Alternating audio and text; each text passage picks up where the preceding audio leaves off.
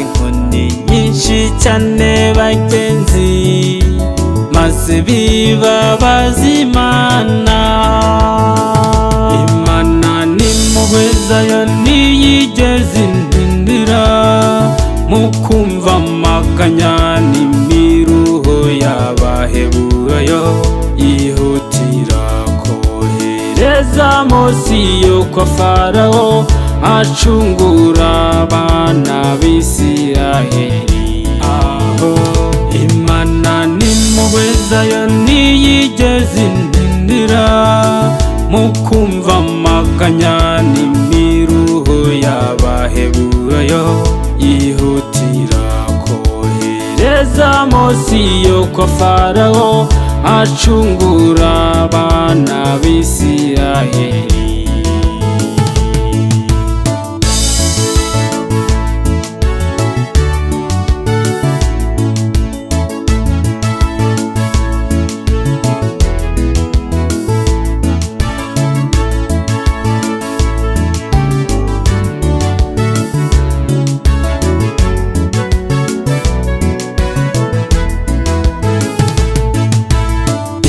Ibwira Mose ati nugera kwa Farawo umubwire yuko Imana ariyo imugutumyeho, yuko agomba kurekura Abaheburayo bagasubira i gakondo.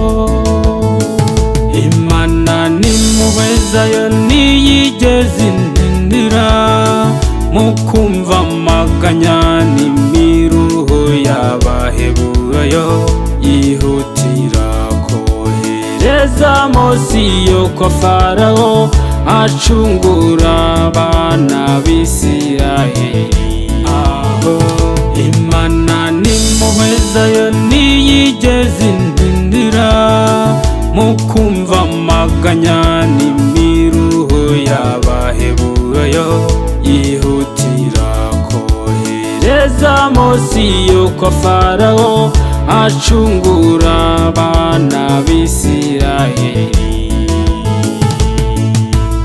Imbere y'umwami n'inteko y'Abanyegiputa, Mose yahakoreye ibitangaza bikomeye, yatuye inkoni ye hasi hinduka inzoka, Farawo aratangara.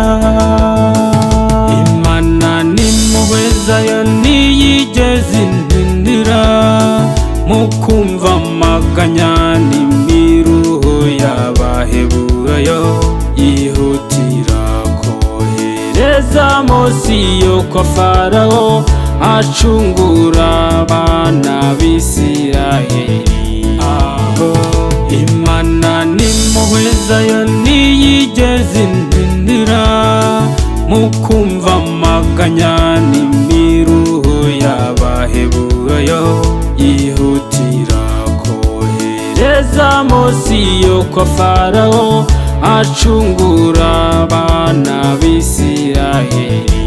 Aho acungura abana b'Isiraheli.